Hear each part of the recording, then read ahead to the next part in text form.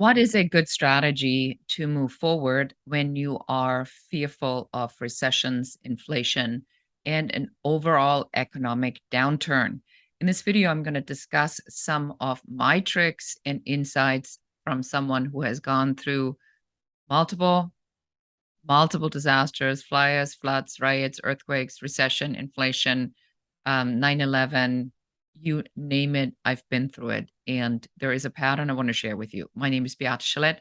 I'm the growth architect, and I work with visionaries and leaders to help them to scale their impact and grow their authority. Here is the biggest thing that you need to know about your natural fear of what is going on in the outside world. It is an issue with control. There is a sense that the things that are happening are outside of your control. So the only thing that you can control is your environment. So now what happens in our natural behavior is that we are listening to the news, we are looking at the data, we hear all this bad stuff that's happening everywhere, and we do what most people do. We say, it's best to be careful, it's best to be cautious, it's best to preserve our money, it's best to, it's best to be really careful. However, in recessions or in downturns, that's where the opportunities really are. Because other people are afraid, that doesn't mean that you need to be afraid. I think it is good to be conscious and aware, but at the same time, you can use this to your advantage. So I'm going to give you an example. I'm a business strategist. So everything we do is around strategy, systems, and workflows. If you, by the way, are not sure what your number one business growth blocker is, why your business is not growing, please, you can go and take our free quiz that you find at growthblockerquiz.com. Again, that's growthblockerquiz.com. And you can figure out in a couple minutes what your number one business growth blocker is.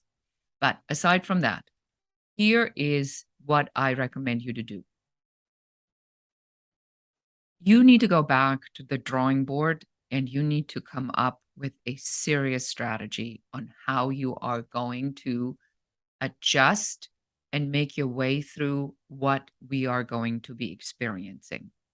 So your offer, your product, and your service has to be adjusted to exactly solve a problem that your clients are having at this time. If you are not making changes or adjustments, you are not doing yourself a favor, because then you're simply holding on to something, but you're not making the adjustments that are required to address a changing market condition.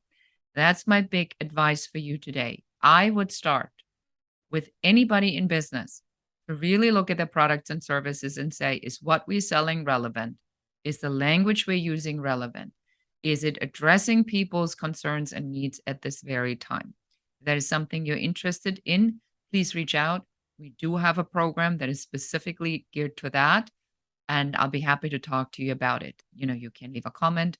You can reach out to us via email or our website, beatechelette.com, and let's just have a conversation to see what we can do, if anything, to help you to get through these next couple months, possibly years, and thrive instead of sitting being fearful and feeling like you don't have control over what's happening. Because the one thing I can tell you with absolute certainty, you have control, and you have control over your actions. You have control over how you react.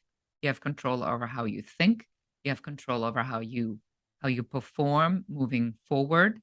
And that is what I'll be happy to help you with. Thank you so much for watching. Beate Chelette here.